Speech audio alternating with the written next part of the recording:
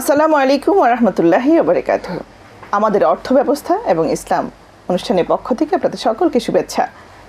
এই আয়োজনের সাথে আজকে রয়েছেন আমাদের স্টুডিওতে সম্মানিত শিক্ষক ডক্টর প্রফেসর আফরোজা বুলবুল। আসসালামু আলাইকুম ওয়া রাহমাতুল্লাহি ওয়া বারাকাতুহু। ওয়ালাইকুম আসসালাম ওয়া রাহমাতুল্লাহি ওয়া বারাকাতুহু। সুপ্রিয় দর্শক, আমাদের সাথে আছেন অধ্যাপক সেলিন ইয়াসমিন। আসসালামু আলাইকুম ওয়া রাহমাতুল্লাহি ওয়া বারাকাতুহু। ওয়ালাইকুম আসসালাম ওয়া রাহমাতুল্লাহি ওয়া বারাকাতুহু। সুপ্রিয় দর্শক, পারিবারিক জীবনে অর্থ যে কতটা গুরুত্বপূর্ণ তা কিন্তু আমরা সকলেই জানি, কিন্তু একদম পরিকল্পনাহীনভাবে আমরা অনেকেই চলতে থাকি। এই যে পরিকল্পনাহীন জীবন, তা কিন্তু সবসময় ছন্দ হারায়। চলুন জানি আপনারা আমাদেরকে পরিকল্পনা গ্রহণে কিভাবে সহযোগিতা করতে পারেন। আমাদের আজকের বিষয়টি আমরা নির্ধারণ করেছি পারিবারিক জীবনে অর্থ ব্যবস্থায় পরিকল্পনা গ্রহণের প্রয়োজনীয়তা। সুপ্রিয় দর্শক, এই বিষয়ে আমাদের সাথে কথা বলবেন এখন সেলিন আপা। অর্থ ব্যবস্থার পরিকল্পনা গ্রহণ শব্দগুলো শুনতে অনেক কঠিন শোনায়, কিন্তু প্রতিদিন কিন্তু আমরা আমাদের জীবনে এই বিষয়টি নিয়ে নাড়াচাড়া করছি, আয় করছি, ব্যয় করছি। এই পরিকল্পনা গ্রহণ আমাদের নারীদের জন্য কতটুকু গুরুত্বপূর্ণ? ধন্যবাদ। আসলে একটা পরিবারে যখন একটা পরিবার গঠন হয়, মানে স্বামী স্ত্রী সন্তান সন্ততি মা বাবারা থাকেন, সে পরিবারের মূল চালক কিন্তু একজন নারী থাকেন। অর্থ উপার্জন না, অর্থ ব্যবস্থাপনার ক্ষেত্রে, খরচ করার ক্ষেত্রে, পরিকল্পনার ক্ষেত্রে মূল দায়িত্বে থাকেন একজন নারী। তো তাহলে তার জন্য তো যথেষ্ট গুরুত্বপূর্ণ। এখন কিভাবে সেটা গুরুত্বপূর্ণ?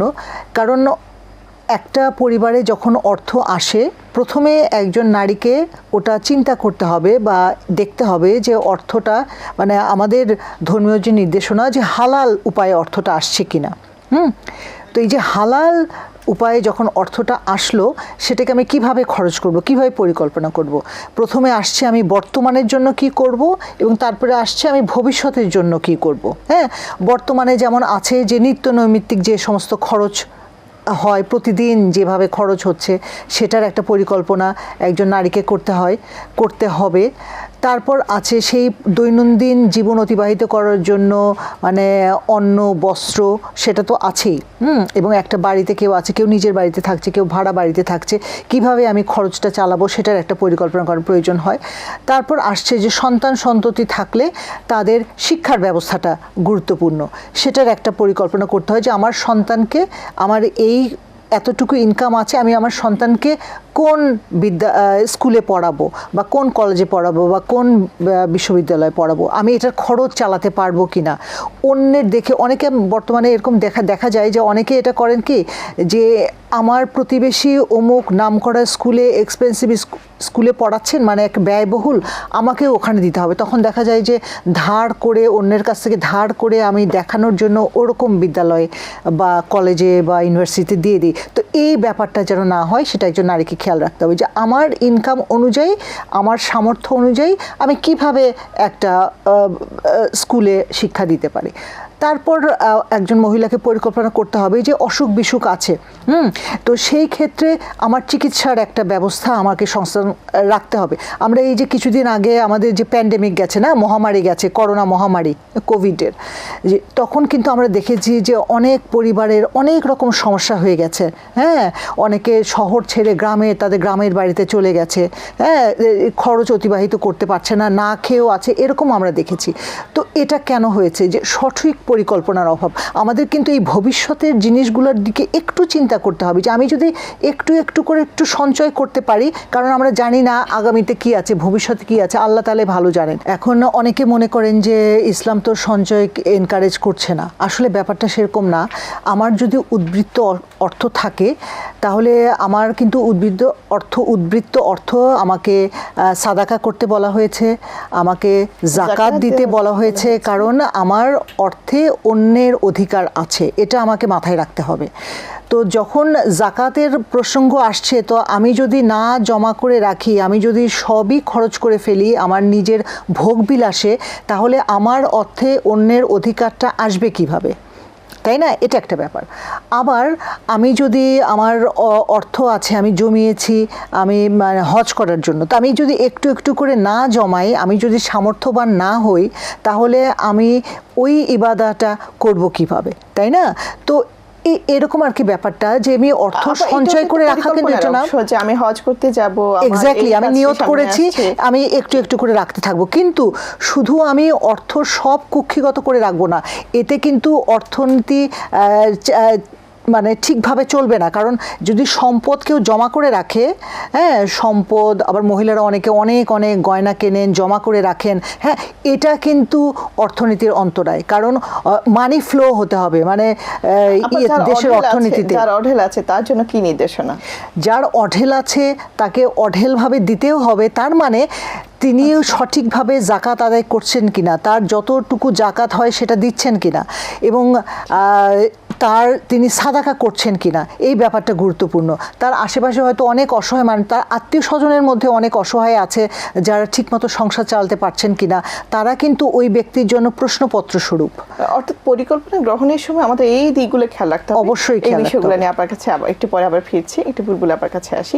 আপা বলছেন যে আমাদের পরিকল্পনা গ্রহণের সময় শিক্ষা, আমাদের সন্তানের চিকিৎসা, এবং কি বিবাহ, সামনে যে সন্তানের বিবাহ দিতে হবে সেই বিষয়টি, এমনকি আমার আত্মীয় স্বজনের জন্য হজ করা, জাকাত দেওয়া, প্রতিটি বিষয় আপা একটু স্পর্শ করেছেন যে আমরা অনেকগুলো বিষয়কে খেয়াল করতে হবে।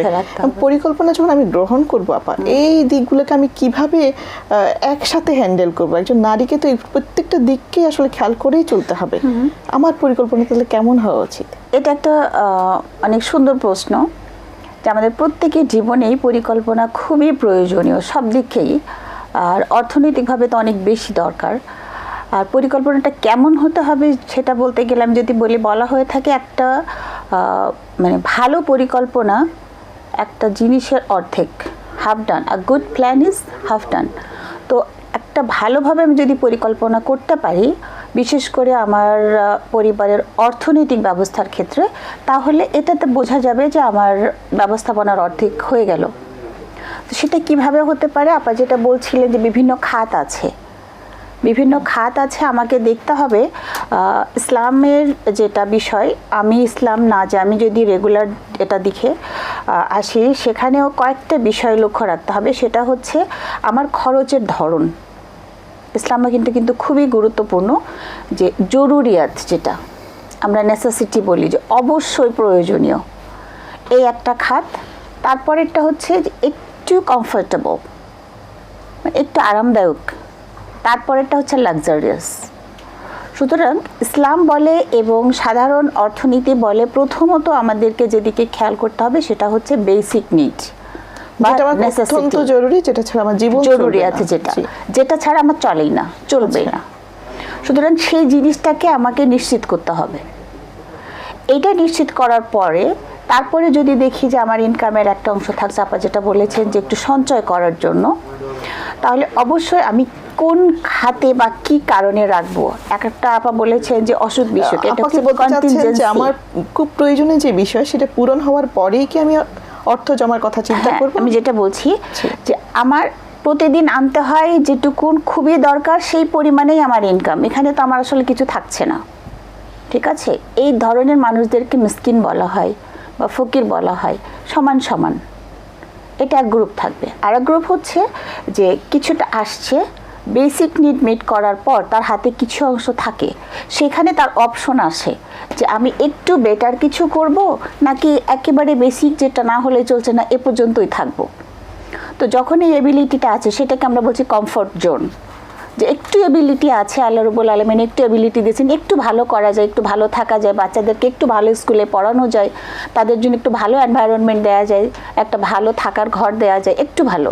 এমন আমি বলছি না লাক্সারিয়াস অনেক হাইফাই, এটা না। তো এরকম যখন হবে তখন প্ল্যানটা আর কি ওই রকম হবে যে আমি একেবারে বেসিকটা করার পরেও আমার একটু সামর্থ্য আছে, সুতরাং সেটার মধ্যে থেকে হালাল ওয়েতে আমি কতটুকু করতে পারি, সেটা একটা প্ল্যান। আমি কি এই গ্রুপটাকে মধ্যবিত্ত বলতে পারি? হ্যাঁ, আমরা এটাকে মধ্যবিত্ত বলবো। এবং মধ্যবিত্ত দেখা যায় দুইটা গ্রুপ আছে, একটা হচ্ছে নিম্ন মধ্যবিত্ত, একটা হচ্ছে উচ্চ মধ্যবিত্ত। তো আমরা স্বাভাবিকভাবে যদি বলি যে আমরা মধ্যবিত্ত, তাহলে আমাদের এই কমফোর্ট জোনের মধ্যে একটু হেরফের হবে।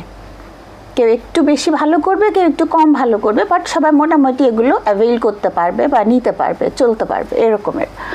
তো মানুষের হাতে যখন এরকমের অর্থ সম্পদের ফ্লোটা থাকে, তখন সে কিন্তু প্ল্যানের ক্ষেত্রে তার একটা ইম্প্যাক্ট পড়ে। অর্থাৎ সচ্ছলতা যখন থাকে তার পরিকল্পনা গ্রহণ তা অনেক সহজ হয়ে যায়, সহজ অনেক হয় কিছু। এবং ওই প্ল্যান অনুযায়ী মানে ওই ইনকাম অনুযায়ী প্ল্যানটা হয়। এরপরে অর্থাৎ যখন বেসিক যে প্রয়োজন আমাদের একদম মূল যে প্রয়োজন তার পাশাপাশি আমরা কিছু আরামদায়ক জিনিসের ব্যবস্থা করতে হ্যাঁ, পারি। আরামদায়ক ততটুকু যতক্ষণ না এটা এক্সট্রাভেগেন্ট বা এটাকে অপব্যয় অপচয়ের পর্যায়ে না চলে যায় অর্থাৎ ততক্ষণ আমার এটা আয়ের সাথে comfortable। সামঞ্জস্যপূর্ণ থাকবে। অবশ্যই। এবং এটা করার পরে যখন আমি দেখব যে আমি আরামটাকে একটু কমাই একটু সঞ্চয় করতে পারি, তখন এটা কিন্তু খুব জরুরিয়াত এই সঞ্চয়টা। কারণ হচ্ছে কন্টিনজেন্সি, যেটা বিপদ কখন আসবে কি না আসবে এটা আমরা জানি না। হঠাৎ করে একটা অ্যাক্সিডেন্ট হয়েছে, এটা নিজের না হয়ে আত্মীয় স্বজন না হতে পারে, আমি যে কোনো মানুষের পরিবারের যে কোনো কারোর কথা বলছি, কারোর একটা অ্যাক্সিডেন্ট হয়েছে, হঠাৎ করে আমার টাকা লাগবে। পরিবারের অন্যদের হলে তো তারা তাদের মতো ব্যবস্থা করবে, আমার পরিবারের সদস্য যদি একজনের অ্যাক্সিডেন্ট হয়ে যায়, দেন আমি ইনস্টেন্ট কোথায় টাকা পাবো? তো সেই ক্ষেত্রে বলা হচ্ছে যে যখন আমার বেসিক নিড প্রয়োজন করার পরে একটু রেঞ্জ আছে ইনকামের, তখন সেটাকে আমি অবশ্যই সেভ করব বা এই সঞ্চয় জায়গায় করব। আমার একটা ছোট প্রশ্ন আছে আপা, আমি কি নিয়তটা এইভাবে করব যে আমার বিপদ আসবে না, সেটা সেটার আমি জন্য না। সঞ্চয় করব? নিশ্চয়ই সেটার জন্য না।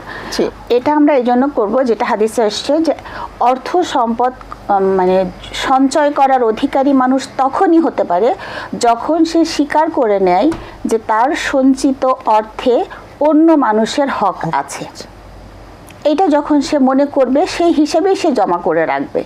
সেখান থেকে যদি তার কন্টিনজেন্সি বা বিপদ আপদ আসে তাহলে সে সেটা ব্যবহার করবে, না হলে ব্যবহার করবে না। অর্থাৎ সেটা আমার জমা নিডকে থাকবে। সাফ করতে হবে। যখন আমি টাকাটা জমাচ্ছি তখন আমার এই কথা চিন্তা করা যাবে না যে আমার বিপদের জন্য আমি এই টাকাটা জমাচ্ছি। অবশ্যই না। অবশ্যই না। এবং এখান থেকে যখন এটা আস্তে আস্তে জমতে থাকবে, একটা সার্টেন অ্যামাউন্ট ক্রস করে যাবে, তখন সেখান থেকে আমার উপরে জাকাত ফরজ হয়ে যাবে।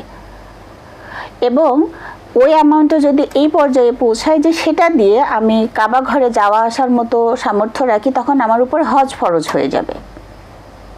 ঠিক আছে? আপা সেক্ষেত্রে কি নারীর জন্য কি এটা এটা সবার জন্যই হবে, এটা সবার জন্য হবে। অনেকে যে বলে থাকেন নারীর অনেক ক্ষেত্রে কিন্তু মাহরামের খরচটা সহ না, জমানোর সেটা- ব্যাপার থাকছে। এই যে সেই পরিমাণ মানে নিজের পরিমাণ। খরচ, নিজের খরচটা বেয়ার করবে, সাথে সাথে মাহরামের যিনি যাবেন তার খরচটা বেয়ার করবে। এই পরিমাণ তখন মানে তার হাতে যখন আসবে তখন তার উপরে হজ ফরজ হবে। হজ ফরজ হবে। দ্বিতীয়ত হচ্ছে যে এই যে পরিকল্পনা, এখন পরিকল্পনা কিন্তু একরকম করলাম এটাই ফিক্স থাকবে এরকম না। এটা একটা অংশ কিন্তু রিনিউয়েবল। ঠিক আছে, আমার ইনকাম আগে যা হতো এখন তার চেয়ে কমে গেছে, সুতরাং আমার মানে পরিকল্পনার খরচের যে খাতগুলো ছিল সেখানে আমাকে একটু পরিবর্তন আনতে হবে। মানে মেন কথা হচ্ছে যে আমার ইনকাম যদি বাড়তে থাকে, পরিকল্পনা অনুযায়ী আমি একটু চেঞ্জ করে একটু কমফর্ট জোনে যেতে পারি। আর যদি আমার ইনকামটা কোনো কারণে কমে যায় তাহলে এটা আমাকে আবার ফিরে বেসিকে চলে আসতে হবে। অর্থাৎ আপা এই বিষয়টা যে আমরা ইনকামের কথা বলছেন এটা সম্পূর্ণ হালাল উপায়ে হতে হবে। আমি ইনকাম অবশ্যই। এবং খরচ দুটার কথাই বলছি যে এটা আল্লাহ প্রদত্ত সীমার মধ্যে থাকতে হবে, হালালের বাইরে কোনোভাবেই যাওয়া যাবে না। এটা জিনিসটা মাথায় রাখতে হবে। কারণ হচ্ছে যে হারাম ওয়েতে তৈরি বা সংগৃহীত কোনো অর্থ দিয়ে, কোনো খাবার দিয়ে কোনো মানুষের দেহ যদি তৈরি হয়, এই দেহের কোনো ইবাদত আল্লাহর কাছে গ্রহণযোগ্য হবে না। একদম সহি হাদিস। আমার যদি উপার্জন কমও থাকে, আমাকে তার মধ্যে বেশি বাড়াতে উপার্জন যখন আমি করতে চাইবো তখন অবশ্যই হালাল হারামকে প্রাধান্য দিয়ে আমার উপার্জনটা বাড়াতে হবে। অবশ্যই।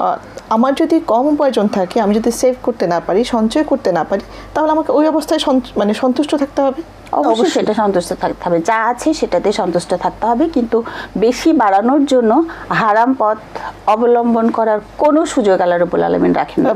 আসলে বর্তমান যে প্রেক্ষাপট বাংলাদেশে, আমি মনে হয় যে আমরা নিম্ন মধ্যবিত্তের দিকে ধাবিত হচ্ছে অনেক বেশি। আমাদের অর্থনীতিটা কিছু মানুষের কাছে সীমাবদ্ধ থাকছে আর বাকি মানুষরা একই রেঞ্জের একদম। এটা তো আমাদের আসলে এখানে ইসলামিক অর্থ ব্যবস্থা নাই, সেই কারণে এই এটা ব্যবস্থাপনার জন্য আসলে আমাদের এত আলোচনা। হচ্ছে। ঠিক, মানে ইসলামিক ব্যবস্থাপনা যদি থাকতো, ইসলামিক অর্থ ব্যবস্থা যদি থাকতো, তাহলে ধনীরা মানে তাদের একটা অংশ দরিদ্রদেরকে দিতে বাধ্য থাকতো, ফলে দরিদ্ররা এত দরিদ্র থাকতো না। জাকাতের যে ম্যান্ডেটরি অংশ, তারপরে সাদাকা। আল্লাহ রাসূলকে জিজ্ঞেস করা হয়েছিল যে আমরা কতটুকু ব্যয় করব। আল্লাহ কোরআনের মধ্যে বলে দিয়েছেন যে তাদেরকে বলো প্রয়োজনের অতিরিক্ত যা আছে, প্রয়োজনের অতিরিক্ত যা আছে সেটা দান করে দেওয়া, হ্যাঁ সেটাকে দান করে দেওয়ার কথা বলা হয়েছে। সুতরাং প্রয়োজন কার কতটুকু এটা কিন্তু আবার আপেক্ষিক বিষয়। ঠিক আছে, আবার জাকাতের কথা বলা হয়েছে। সুতরাং আমি সেভও করব, আমি আমার প্রয়োজনের অতিরিক্ত অংশ থেকে ব্যয়ও করব। তো এটা একটা প্ল্যানের মধ্যে থাকতে হবে।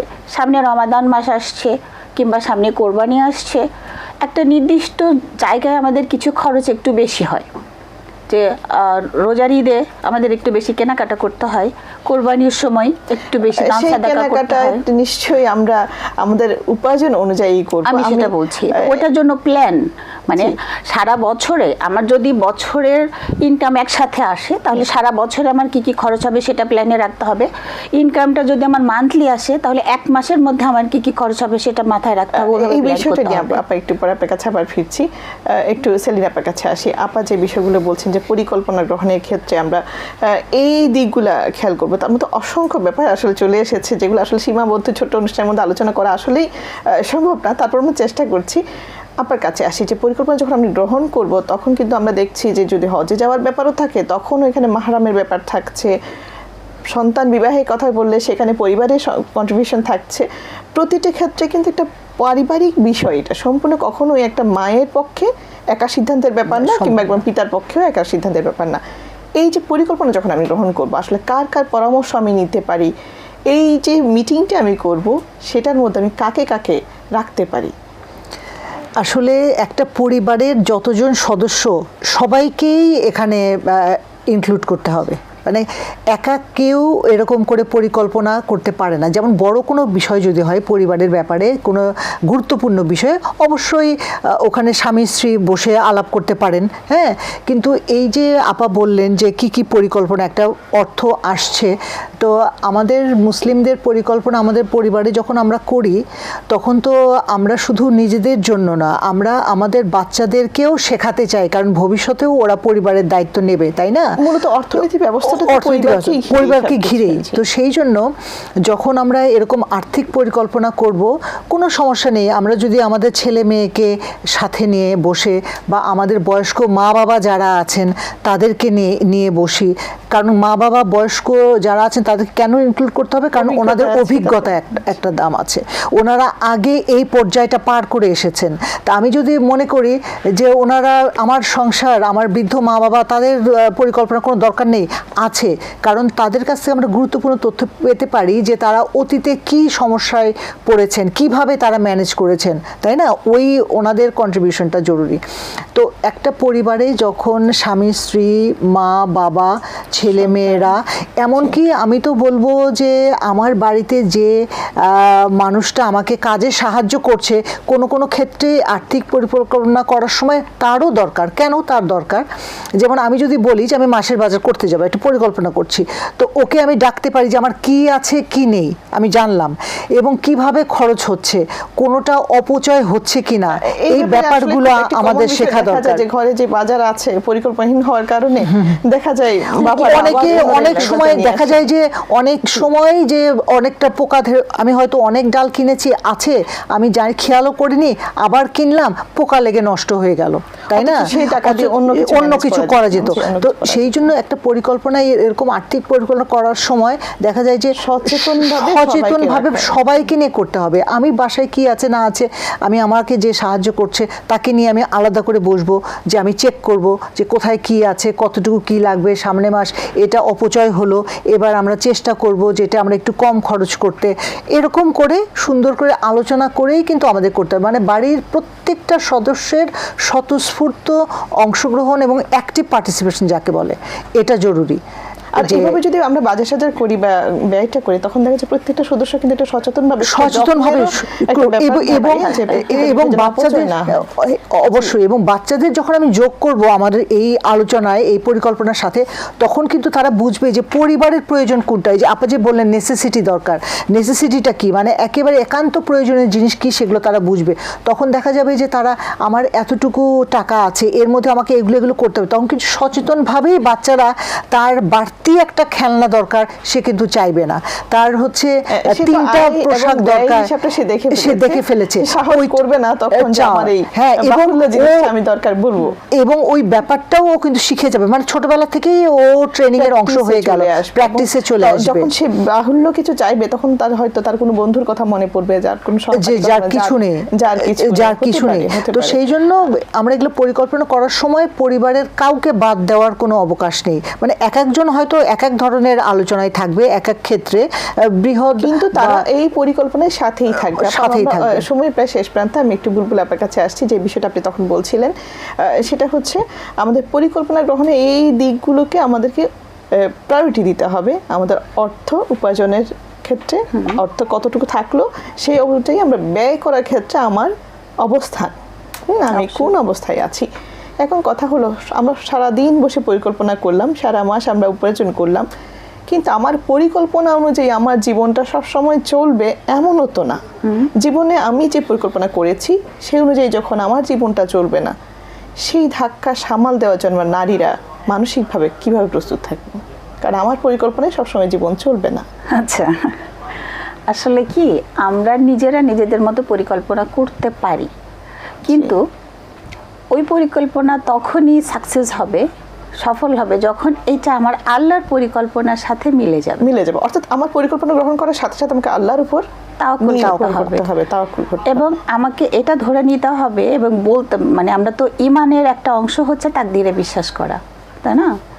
সুতরাং আমার সাথে যা কিছু হবে, আমার আল্লাহ যা প্ল্যান করেছেন সে অনুযায়ী হবে, কিন্তু আমার হাতে যে অর্থর যোগানটা আসছে সেটাকে আমি আমার মতো করে এভাবে প্ল্যান করছি এবং আমি তাওয়াক্কুল করছি আল্লাহ যদি চান তাহলে এভাবে আমার চলবে। যদি ব্যত্যয় কিছু হয়, প্ল্যান টুটা করে রাখা, এটা কিন্তু ওয়াইজ যারা তারা কিন্তু সবসময় প্ল্যান 2 করে রাখে। ফার্স্ট প্ল্যানটা যদি কোনো কারণে চেঞ্জ করতে হয় তাহলে আমরা প্ল্যান 2-তে যাব, সেক্ষেত্রে কেমন হবে? তো এই যে আমি যদি মানে আমার ইনকামের কথা বলি, ইনকামের কথা বলি, যে আমার ইনকাম বাড়ার কথা, 2 মাস পরে আমার বেতন বাড়ার কথা, এখন সেখানে হয়তো 10% বাড়বে, এটা আমি ধরে নিই। তারপরে বাকি মাসগুলোর প্ল্যান করলাম, কোনো কারণে হতে পারে যে আমার বেতন এবছর বাড়লো না বা আমার ইনকামটা এবছর বাড়লো না, সেই ক্ষেত্রে আমাকে কিন্তু আর ওই যে বাড়তি যে প্ল্যান একটা করেছিলাম সেটা আমি করতে পারছি না, যেটা এক্সিস্টিং ছিল এটা দিয়ে আমাকে কন্টিনিউ করতে হবে। আবার হতে পারে আমার ইনকাম ঠিকই আছে কিন্তু জিনিসপত্রের দাম বেড়ে গেছে, এখন আমাকে কেনার ক্ষেত্রে পরিমাণটা কমাতে হবে, যেটা আমি একটা কমফোর্ট জোনের মধ্যে ছিলাম সেখান থেকে আমাকে পিছিয়ে আসতে হবে এবং এটা বেসিকে চলে আসতে হবে। আপা যেটা বলেছিলেন যে আমরা হয়তো 1 মাসের বাজার একসাথে করি, ফলে দেখা যায় যে কিছুটা থেকে গেল, কিছুটা পোকা লেগে গেল, সেটা না করে আমরা সপ্তাহে সপ্তাহে করি, অল্প করে কিনি, এবং যখন দ্রব্যমূল্য বাড়তে থাকে তখন বেশি কিনলে দ্রব্যমূল্য আরও বাড়ে। এটাকে আমরা নিজেরাই কন্ট্রোল করতে পারি। কিভাবে? প্রতিদিন করতে পারি, যাদের হাতে প্রতিদিনের জন্য সময় নাই তারা 1 সপ্তাহের মতো করতে পারি, অর্থাৎ যত কম কিনে আমরা চলতে পারি।